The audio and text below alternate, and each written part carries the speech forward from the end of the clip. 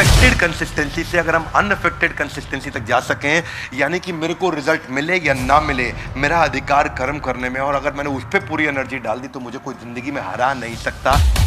कि सक्सेस है या फेलियर है, दोनों सेमीफाइनल है, अभी फाइनल बाकी है। आप सफल हो गए? नहीं, फाइनल बाकी है। आप विफल हो गए? नहीं, फाइनल बाकी है। तो फाइनल को ढीला ढाला खेलते हैं या जोर लगा के खेलते हैं? पूरी जान डाल देते हैं। जिस दिन आपको ये समझ में आ गया ना कि हर रिजल्ट सेमीफाइनल है, तो आप अगले में और जान लगा देंगे।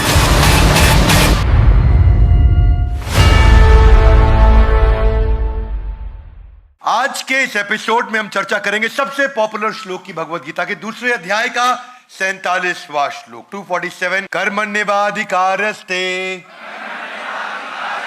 मा फलेषु कदाचन मा कर्म फल हेतुर्भु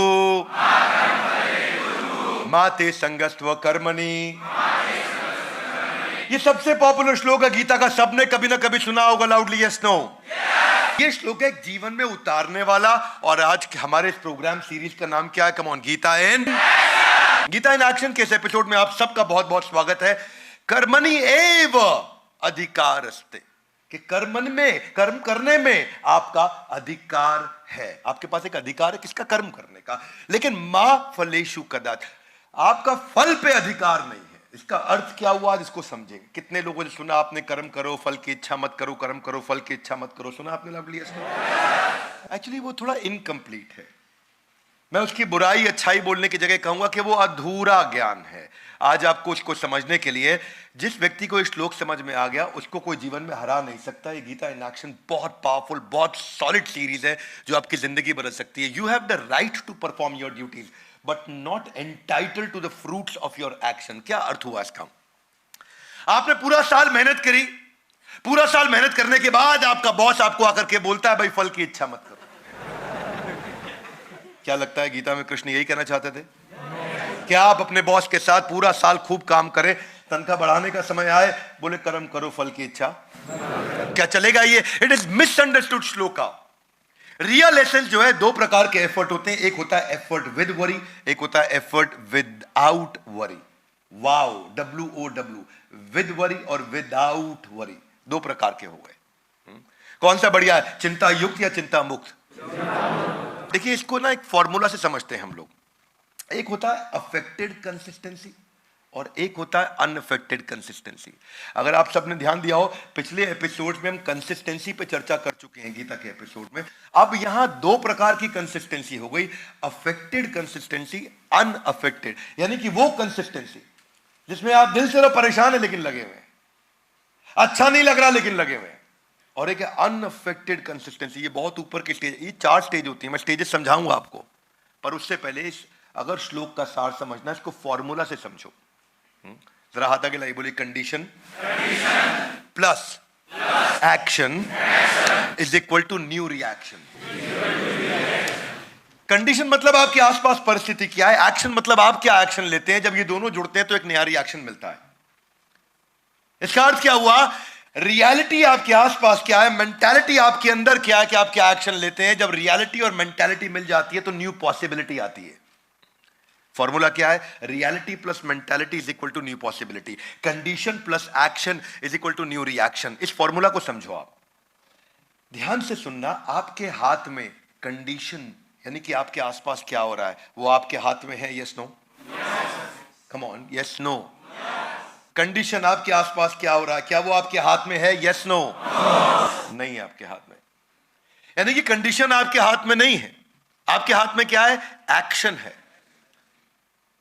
अगर कंडीशन की चिंता करते रहे और एक्शन ठीक नहीं लिया तो न्यू रिएक्शन आपके कंट्रोल में कभी नहीं आ सकता। दो चीजें इस फॉर्मूला में, condition plus action is equal to new reaction. ना तो कंडीशन आपके हाथ में है, ना न्यू रिएक्शन यानी कि रिजल्ट, वो भी आपके हाथ में नहीं है। क्या अर्थ हुआ? Reality plus mentality is equal to new possibility. ना रियलिटी आपके हाथ में है, ना न्यू पॉसिबिलिटी आपके हाथ में है। आपके हाथ में केवल एक्शन है। लाउडली गाइस, कम ऑन, क्या है? केवल एक्शन है। इसीलिए इसको क्या बोलते हैं? Gita in action. कृष्ण यहां यही समझा रहे हैं कि ना तो रिएक्शन आपके हाथ में, ना न्यू पॉसिबिलिटी आपके हाथ में है। आपके हाथ में क्या है? एक्शन। एक्शन आपके हाथ में है। वही कृष्ण ने समझाया कि केवल इसी पे फोकस करो कि जब जब आप रिजल्ट की चिंता करते हो, don't get attach to the result. Result मतलब जो एंड आउटकम है, जो एंड आउट, जो बीच बीच में मिलता रहेगा आपको, एंड आउटकम मतलब बार बार मिलेगा। आपको चिंता किसकी करनी है? पर्पस की। जीवन का लक्ष्य क्या है? पर्पस की। पर्पस पे लगा रहूंगा। मैं आज आपको एक फॉर्मूला देता हूं, इसको बोलते हैं यूपीएससी फॉर्मूला, जो भगवान ने समझा। यूपीएससी की तैयारी करी है किसी ने? यूपीएससी की जब तैयारी करते हैं तो बहुत तैयारी होती है। कृष्ण भी यूपीएससी की तैयारी करा रहे हैं श्लोक में। आधा गिलाई कैसे? यहां यूपीएससी का अर्थ है unaffected, peaceful, stable concentration. UPSC हाथ आगे लाइए। अनअफेक्टेड, दिल में है पीसफुल, स्टेबल कंसंट्रेशन, ये है यूपीएससी। ये बड़ी गहरी बात है भैया, इसको समझो। अनअफेक्टेड का मतलब क्या हो गया? मेरी कुछ भी परिस्थिति है, आसपास कोई भी कंडीशन है, अनअफेक्टेड, पीसफुल, स्टेबल कंसंट्रेशन। मैं लगा रहूंगा, लगा रहूंगा, लगा रहूंगा, लगा रहूंगा, लगा रहूंगा, लगा रहूंगा। वहां कृष्ण बोल रहे हैं आपके हाथ में केवल एफर्ट है, रिजल्ट आपके हाथ में कभी भी नहीं होगा।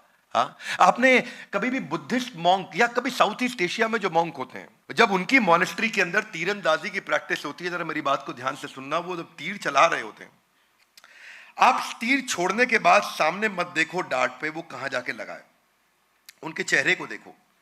उनके चेहरे को देख के अगर बुल्स आए हुआ है तो भी पता नहीं चलेगा, और तीर अगर बाहर निकल गया तो भी पता नहीं चलेगा। चेहरे को देख के समझ में नहीं आता उनके। वो इतना स्टेबल, इतना पीसफुल है। उसने तीर चलाया, छोड़ा, ठक, बाहर निकल गया, डिस्टर्ब नहीं है। दोबारा तीर चलाया, फिर छोड़ा, 100 में से 100 बुल्स आए, डिस्टर्ब नहीं है, वैसे का वैसा है। एक्साइटेड नहीं है, डिस्टर्ब नहीं है। वो कंसिस्टेंट है, अनअफेक्टेड है, और पीसफुल है, और कंसिस्टेंट एक्शन लेता रहता है। ये वाला जो माइंडसेट कृष्ण ने यहां पे दिया है, सक्सेस हो या failure, always remain same. This is the only formula to reduce your pain. It is the only formula to reduce your pain. देखो 4 प्रकार के एक्शंस हैं। सबसे नीचे कौन सा है? सबसे नीचे है कंसिस्टेंट इन एक्शन। ये क्या होता है कंसिस्टेंट इन एक्शन? ये कंसिस्टेंटली कोई एक्शन ही नहीं लेगा, ये बैठा रहता है, देखता रहता है, अरे ये हो गया, अरे वैसा ऐसा। ये 0 आउट ऑफ 100 है। कम ऑन, क्या है ये? 0 आउट ऑफ 100। मेरी कंपनी के अंदर एक एम्प्लॉई 30,000 रुपए महीने पे ज्वाइन किया 5 साल पहले, और मेरी एक और इसी कंपनी के अंदर एक और एम्प्लॉय 60,000 रुपए महीने पे ज्वाइन किया 5 साल पहले।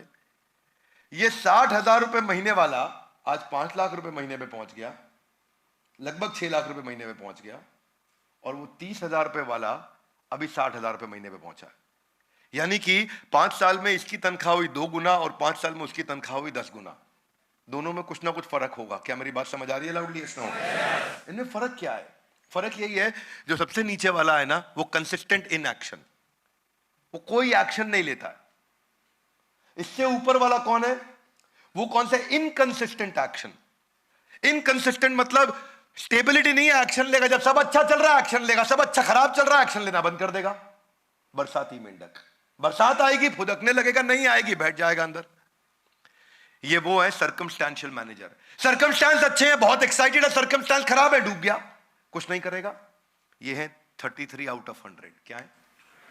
इनसे और ऊपर चलो, वो कौन से हैं? Affected consistent action. यानी कि एक्शन लेता रहेगा, लेकिन अंदर से किल किल करता रहेगा, डिस्टर्ब होता रहेगा। अरे देखो यहां कोई मेरी सुनता नहीं, लेकिन लगा रहेगा।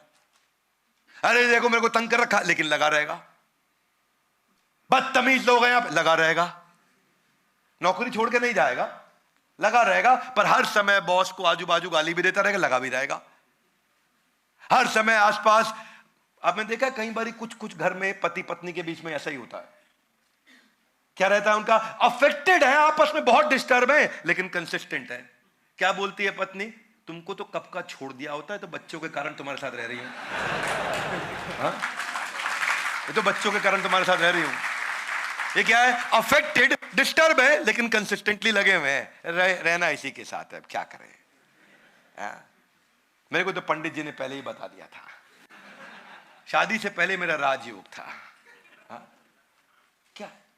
डिस्टर्ब है, लेकिन लगे हुए। ठीक है, बेटर है। 66 आउट ऑफ 100 है। 0 out of 100, 33 out of 100, 66 out of 100। पर कृष्ण ने क्या बताया? ना, ये सब नहीं बताया। उन्होंने बताया अनअफेक्टेड। मेरे साथ अच्छा हो रहा, अनअफेक्टेड, बुरा हो रहा, अनअफेक्टेड, कमल का फूल कीचड़ में रहता है, कीचड़ में पैदा होता है, कीचड़ में ही जीवन बिता देता है, लेकिन इतना सा भी कीचड़ अपने को छूने नहीं देता। उस पर पानी गिर जाए नीचे गिर जाएगा, कीचड़ गिर जाए नीचे गिर जाएगा, कमल के फूल पे छू नहीं सकता। उसको बोलते हैं अनअफेक्टेड कंसिस्टेंट एक्शन। ये है जो आज चर्चा कर रहे हैं भगवद गीता के श्लोक में। क्या मेरी बात समझ आ रही है आप लोग को? इसका अर्थ क्या है? इसके अगले श्लोक में, दूसरे अध्याय के 48वें श्लोक में कृष्ण कहते हैं सिद्धा सिद्ध यो समो भूत्वा समत्वम योग उच्यते। आप आगे मत बढ़ो, आप मेरे साथ रहो, बाद में आराम से देखना। यहां क्या कहते हैं? सिद्धा सिद्धियो समो भूत्वा, कि सिद्धि असिद्धि, सिद्धि मतलब सफलता, असिद्धि मतलब सफलता नहीं मिली, समो भूत्वा समान परिस्थिति से एक्शन लेता रहेगा, डिस्टर्ब हो ना हो। इसको क्या बोलते हैं? Unaffected consistent action. ये बड़ा गहरा श्लोक है भाई साहब। इस वीडियो को 2-3 बार आपको देखना पड़ेगा अगर आप इस वीडियो की गहराई को समझना चाहते हैं। Unaffected consistent action. मैं कुछ उदाहरण भी दूंगा आपको। ये जो इक्वानिमिटी है, that can save you from insanity, मतलब पागलपन से आपको बचा सकता है, क्योंकि आदमी डिस्टर्ब इसलिए होता है। देखो मैं आपको ऐसे समझाता हूं कि सक्सेस है या फेलियर है, दोनों सेमीफाइनल है, अभी फाइनल बाकी है। आप सफल हो गए? नहीं, फाइनल बाकी है। आप विफल हो गए? नहीं, फाइनल बाकी है। तो फाइनल को ढीला ढाला खेलते हैं या जोर लगा के खेलते हैं? जोर लगा के खेलते हैं कि पूरी जान डाल देते हैं? पूरी जान डाल देते हैं। सक्सेस आया, फाइनल बाकी है, पूरी जान लगानी है। फेलियर आया, फाइनल बाकी है, पूरी जान लगानी है। अरे 0 आया, फाइनल बाकी है, पूरी जान लगानी है। अरे 100 में 100 आया, नहीं, फाइनल बाकी है, पूरी जान लगानी है। ये कृष्ण समझा रहे हैं। क्या मेरी बात समझ आ रही लाउडली?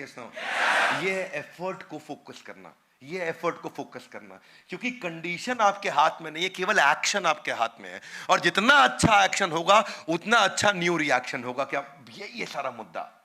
क्योंकि देखो, रियलिटी मेरे हाथ में नहीं है, मेंटालिटी मेरे हाथ में है।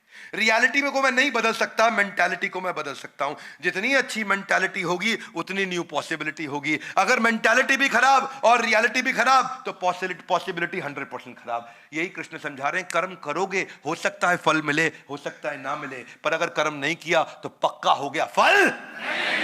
ये है दूसरे अध्याय का 47वां श्लोक। फल पे गौर करना। फल पे गौर करने का लाभ हुआ है किसी को? नहीं हुआ। हाँ, खाली न्यूटन को हुआ है, उसने फल पे गौर किया था, उसका फल नीचे गिरा तो हमारे को ग्रेविटी समझ। उसके अलावा किसी को फल पे गौर करने का लाभ नहीं मिलता है। Otherwise expectation is directly proportionate to frustration. जितनी ही एक्सपेक्टेशन रिजल्ट की, उतनी ज्यादा फ्रस्ट्रेशन, क्योंकि रिजल्ट मेरे हिसाब से हमेशा मिलता नहीं, क्योंकि वो मेरे हाथ में है ही नहीं। कंडीशन नहीं है, एक्शन मेरे हाथ में है। इसलिए आप देखते हो ना कि अफेक्टेड अनअफेक्टेड कंसिस्टेंसी में यही फर्क है। एक होता है किल किल कंसिस्टेंसी और एक होता है किल इट कंसिस्टेंसी। किल किल देखा हमने, कुछ लोग हर समय किल किल करते रहते, किल किल किल किल किल किल किल। माता पिता की सेवा करते, किल किल किल किल लगे हुए, लेकिन कर कंसिस्टेंट है, छोड़ा नहीं पिताजी को, लेकिन साथ साथ कुछ भी बोले जा रहे। सरकारी कंपनी में देखो, इतना दुखी सरकारी एम्प्लॉय अंदर से, इतना दुख, छोड़ क्यों नहीं? नहीं छोड़ूंगा, नहीं, सरकारी नौकरी है भैया, छोड़ूंगा नहीं। कंसिस्टेंट है, लेकिन क्या है? अफेक्टेड है अंदर से, है कि नहीं? डिसएंगेज्ड एम्प्लॉय आपको हमेशा कंपनी में से मिलेंगे।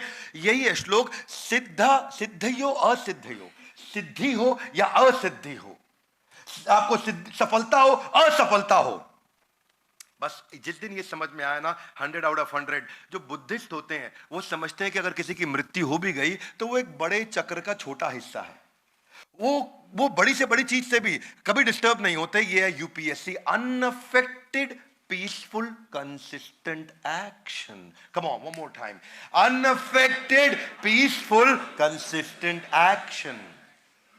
बाहर से अनअफेक्टेड, अंदर से पीसफुल कंसिस्टेंट एक्शन। यह है गीता इन एक्शन। शबरी जो थी वो कितना सुंदर उदाहरण है इसका। हाथ अगला, कैसे? देखो, ऐसे कि ऋषि मातंगा जो थे, जब उनका देहांत होने लगा तो वो शबरी को बोल के गए कि वेट करना, प्रभु राम तुमसे मिलने के लिए आएंगे। शबरी बोली अच्छा। शबरी बोली ठीक है, मैं तैयारी करती हूं। वो ये नहीं बोली कब दर्शन होंगे, कब आएंगे, कोई डेट बता के गए नहीं, टाइमलाइन दे के गए, कैलेंडर ब्लॉक कराया नहीं, महीना बताया किस महीने में आएंगे, साल बताया नहीं। शबरी 4 चीजें रोज करती। सड़क को धोती, उस पे फूल गुलाब के पत्ते बिछाती, आरती की थाली तैयार करती और उनके लिए भोजन फल इत्यादि तैयार करके रखती। आज प्रभु राम आएंगे, आज प्रभु राम आएंगे, आज प्रभु राम आएंगे। 1 साल, 2 साल, 3 साल, सड़क धोई, फूल बिछाए, आरती की थाली तैयार करी, फल फूल रख लिए। सड़क धोई, खूब सारे फूल बिछाए, आरती की थाली तैयार करी, फल फूल तैयार की, 4 काम रोज करे। इसे क्या बोलते हैं? अनअफेक्टेड। नहीं आए, आए कोई बात नहीं, विद और विदाउट कोई बात नहीं। क्या है? Unaffected peaceful consistent action.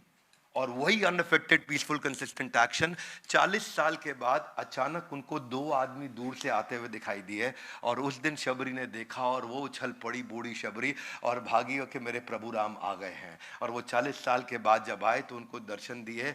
वो एक्साइटमेंट के अंदर जूठे बेर खिलाए, और जूठे बेर जिनको स्वयं श्री राम की स्वीकृति मिली। इसी को बोल रहा हूं, कंडीशन कुछ भी हो, जब कंसिस्टेंट एक्शन होता है तो न्यू रिएक्शन अपने आप हमारे फेवर में आ जाता है। यह है भगवद गीता का दूसरे अध्याय का 47वां श्लोक, कि सिद्धि या असिद्धि, कर्म करेंगे, हो सकता है फल मिले, हो सकता है, क्योंकि कर्मण्येवाधिकारस्ते, आपका अधिकार है कर्म करने पे, मा फलेषु कदाचन। पर इसके चक्कर में कई लोग क्या सोचते हैं? वो सोचते हैं कि भाई जब कर्म का अधिकार है, फल मुझे पता नहीं मिले नहीं मिले तो छोड़ो, कर्म करने की जरूरत नहीं। उसको भगवान ने पहले ही बोले, इस चक्कर में नहीं पड़ना भैया। क्या बोला? मां कर्म फल हेतुर्भु माते संगस्व कर्म। ये मत सोच लेना कि अब कर्म ही नहीं करूंगा। ये कृष्ण समझते हैं साइकोलॉजी लोगों की, कि रिजल्ट से नहीं आपको अटैच होना है, आपको पर्पस से अटैच होना है। महाराज भगीरथ के बारे में कितने लोग जानते हैं? सुना है नाम आपने उनका? महाराज भगीरथ कौन थे? उनको उनके गुरु ने बताया कि अगर तुम पूर्वजों की आत्मा को मुक्ति दिलाना चाहते हो तो तुमको गंगा जल की आवश्यकता पड़ेगी। गंगा थी नहीं, मां गंगा का वो आवाहन करना चाहते थे, इन्वोक करना चाहते थे मां गंगा को, पर मां गंगा थी नहीं। और ऐसा बताया गया कि मां गंगा अगर आ भी गई तो उनसे पूरी धरती डूब जाएगी। तो उन्होंने कहा मैं तपस्या करता हूं, मैं भगवान शिव को प्रार्थना करता हूं, ब्रह्मा जी अगर अपने कमंडल से गंगा को छोड़ दें तो धरती डूब जाएगी। वो तो अपनी जटाओं के अंदर भगवान शिव ने उनको समा लिया था, इसीलिए गंगा के साथ। तो वो तपस्या करने निकले और उन्होंने कई महीनों सालों साल महाराज भगीरथ ने तपस्या करी, खूब तपस्या करी, पर शिव जी आए नहीं। शिव जी आए नहीं। इसको क्या बोलते हैं? इसको बोलते हैं increased effort with every failure. One more time, come on. क्या? Increasing effort with every. इसको क्या बोलते हैं? इसको बोलते हैं इंक्रीजिंगली अनअफेक्टेड कंसिस्टेंट एक्शन। मतलब हर बार कंसिस्टेंट एक्शन लूंगा, लेकिन अगली बार और ज्यादा लूंगा, फेल हो गया और ज्यादा लूंगा, फेल हो गया और ज्यादा लूंगा। कई महीनों तक तपस्या करने के बाद फिर भगवान शिव नहीं आए, कई सालों की तपस्या करने के बाद नहीं आए, उन्होंने तपस्या बढ़ा दी। अब एक अंगूठे के बल पे खड़े हो गए महाराज भगीरथ, और एक अंगूठे के बल पे खड़े होकर तपस्या करने लगे। भगवान शिव प्रसन्न हुए, वो आए, उनकी कठोर तपस्या के कारण माँ गंगा यहाँ आ सकी। इसीलिए आज भी उनके इस प्रयास को भगीरथ प्रयास के नाम से जाना जाता है। इसको बोलते हैं इंक्रीजिंगली अनअफेक्टेड कंसिस्टेंट एक्शन। जिस व्यक्ति ने ये साइंस को पकड़ लिया, ऐसे व्यक्ति को कोई फेल ही नहीं कर सकता, क्योंकि वो फेल कभी होता ही नहीं है। हमारे साथ बड़ा भारत शो में इंस्पेक्टर जनरल उत्तर प्रदेश के, जिनके ऊपर एक वेब सीरीज भी बनी थी एमएक्स प्लेयर पे, वो आए थे। कोई बताएगा क्या नाम था उनका? हाँ, आईपीएस नवनीत सिखेरा। आईपीएस नवनीत सिखेरा ने क्या बोला वीडियो के अंदर? कि मेरे को माइक टाइसन बॉक्सिंग में नहीं हरा सकता। बोले क्यों नहीं हरा सकता? बोले क्या करेगा, ज्यादा से ज्यादा मार देगा, मैं गिर जाऊंगा, अस्पताल चले जाऊंगा। हारा नहीं मैं, ठीक हो जाऊंगा, फिर खड़ा हूं, दोबारा लड़, फिर मारेगा, गिर जाऊंगा। हारा नहीं मैं, गिरा हूं, फिर खड़ा हो जाऊंगा ठीक होने के बाद, आप मार के दिखा। और बोला मर जाऊंगा लेकिन हारूंगा नहीं। ये जो है ना अंदर फीलिंग, ये जो फीलिंग है, ये है कंसिस्टेंट एक्शन की फीलिंग। हाँ, ये कंसिस्टेंट एक्शन की, मेरे हाथ में कंडीशन नहीं है, मेरे हाथ में एक्शन है। One more time, come on. मेरे हाथ में कंडीशन नहीं है, मेरे हाथ में। और जितना अच्छा एक्शन उतना ज्यादा possibility of positive new reaction. जिस दिन इंसान कर्म को एंजॉय करना शुरू कर दे, फल आए या नहीं आए उसकी चिंता खत्म हो जाती है। That's the main point. हाँ, देखिए, आप हाथ आगे लाइए, हाथ आगे लाइए। ये रिजल्ट है और वो पर्पस है। रिजल्ट की चिंता नहीं, पर्पस की चिंता करनी है। क्या मेरी बात समझ में आ रही है? फॉर एग्जाम्पल, इलॉन मस्क को रीयूजेबल रॉकेट बनाना था, रिजल्ट क्या था? फेल हो गए, पर्पस पे लगा रहा। रिजल्ट क्या? फिर फेल हो गए, पर्पस पे लगा रहा। सारा पैसा खत्म हो गया, रिजल्ट फिर फेल हो गया, रीयूजेबल रॉकेट, लेकिन पर्पस नहीं छोड़ा।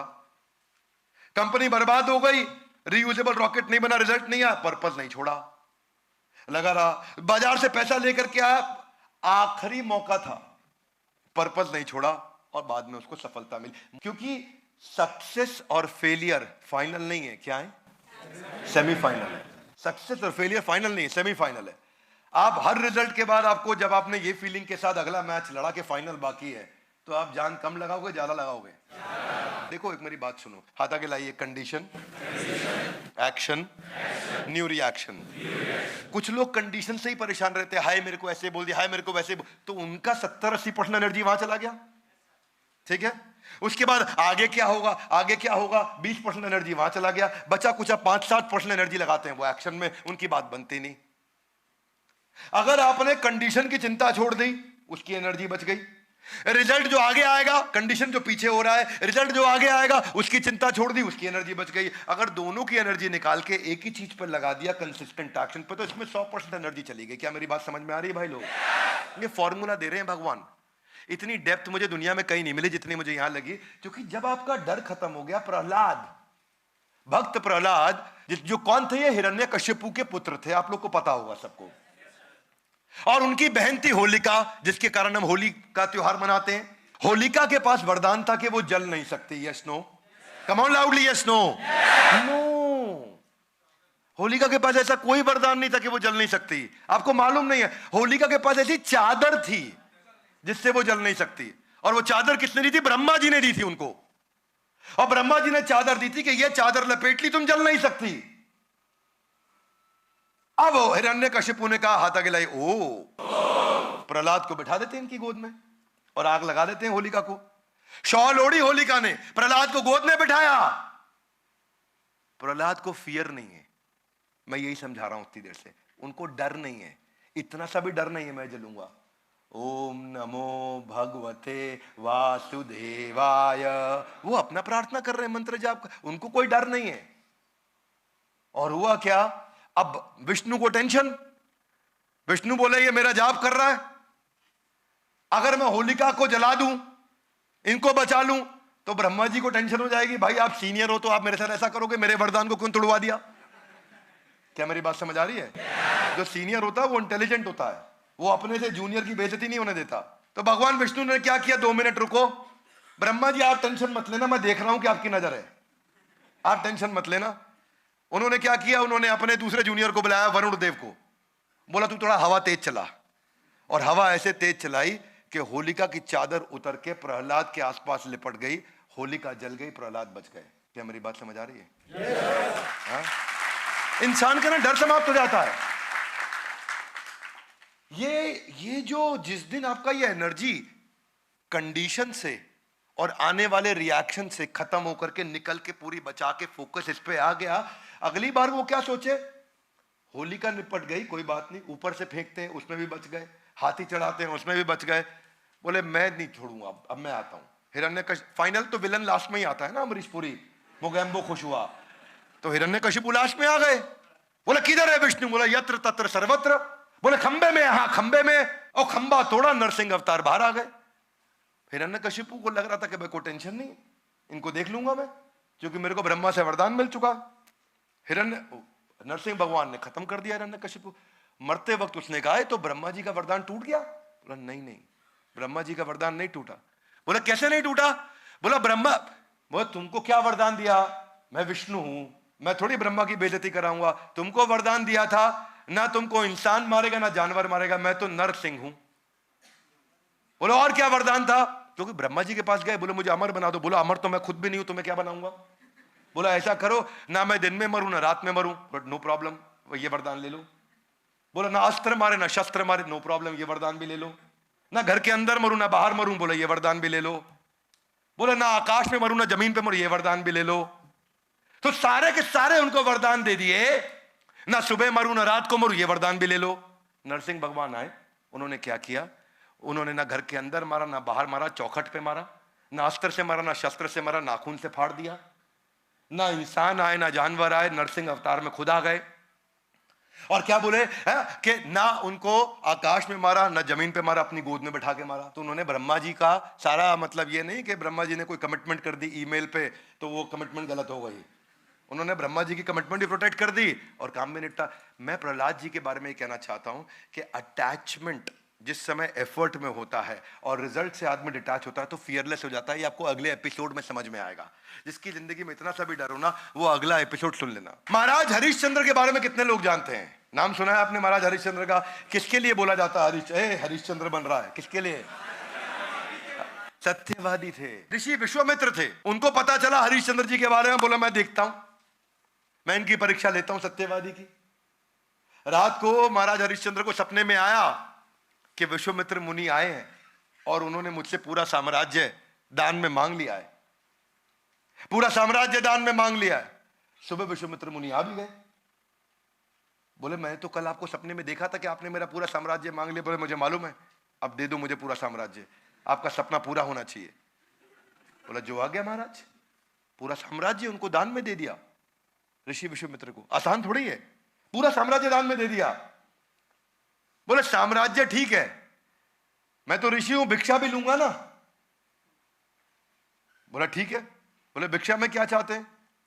बोले भिक्षा में कुछ धन चाहिए मुझको। बोले देता हूं। कहां से दोगे? जब पूरा साम्राज्य, पूरी ट्रेजरी, पूरी मैन पावर, पूरा मैनेजमेंट, पूरा महल, पूरी प्रॉपर्टी सब मेरे नाम हो ही चुकी है, तो तुम कहां से दोगे? बोले कोई बात नहीं, रुकिए, मेरी पत्नी और मेरा बेटा मेरा है। उन्होंने अपने बेटे को एक दूसरे राजा के यहां बेच दिया, अपनी पत्नी को एक ब्राह्मण के यहां बेच दिया और खुद को शमशान घाट के चंडाल के पास जाके बेच दिया। और बेचने के बाद जो एक मुश्त रकम मिली, अब कभी तनख्वाह नहीं मिल सकती, बेच दिया अपने आप को, पर जो रकम मिली वो जाके ऋषि विश्वामित्र को दी। वो बहुत खुश हुए। राजा हरिश्चंद्र चले गए। अब ना उनके पास पुत्र क्योंकि वो भी बेच दिया गया, ना उनके पास पत्नी क्योंकि वो भी बेच दी गई, ना उनके पास अपना खुद की स्वतंत्रता क्योंकि वो अपने आप को भी बेच चुके थे शमशान घाट में, वहां मुर्दा लाशों को जलाने के लिए।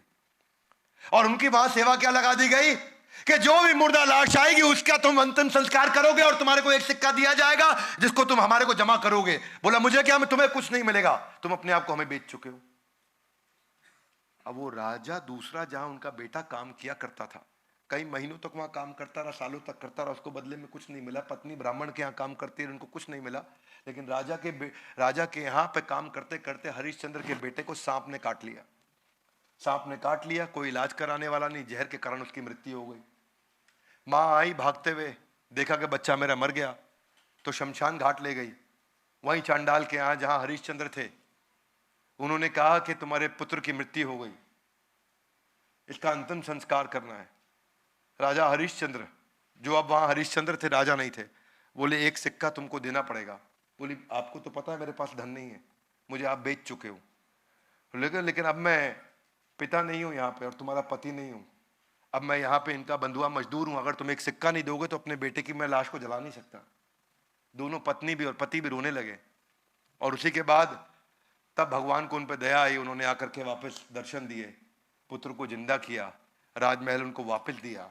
राजा हरिश्चंद्र एकदम फियरलेस थे, और इतना फियरलेस थे, इतना अनअफेक्टेड थे, इतना पीसफुल थे, इतना कंसिस्टेंट एक्शन था कि आज सैकड़ों हजारों साल के बाद भी महाराज हरिश्चंद्र के हम सब के सब इतने उत्साह से याद करते हैं। रियलिटी आप नहीं बदल सकते, केवल मेंटालिटी बदल सकते हैं। कंडीशन आप नहीं बदल सकते, आप केवल क्या बदल सकते हैं? एक्शन बदल सकते हैं। प्रवीण तांबे की कहानी आप जानते हैं ना? 20 साल तक क्रिकेट नहीं खेल पाया वो, 20 साल तक, 1995 से 2014-13 तक। 2013 में जाकर के 41 साल की उम्र में उनको एक बार एक एक्स्ट्रा की तरह ले लिया क्योंकि एक खिलाड़ी को चोट लग गई थी, पर वो 20 साल तक उन्होंने उत्साह छोड़ा नहीं। 48 साल की उम्र तक इतनी ज्यादा उम्र वाले आईपीएल पे खरीदे गए एकमात्र खिलाड़ी रहे। एक के बाद एक उन्होंने कई अवार्ड जीते।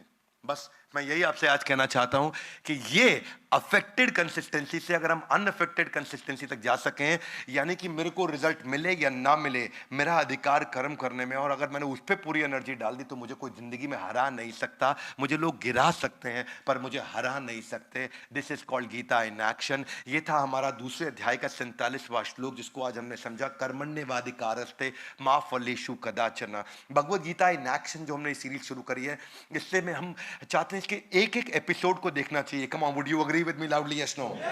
कम ऑन, यस नो? एक एक एपिसोड को आके देखना चाहिए। हर एपिसोड में बहुत गहराई है, हर एपिसोड में बहुत पावरफुल मैसेज है। हमारे साथ जुड़े रहने के लिए, इस वीडियो को अपने सही मित्रों तक पहुंचाने के लिए आप सबका हृदय की गहराई से प्रेम पूर्वक बहुत बहुत थैंक यू वेरी मच।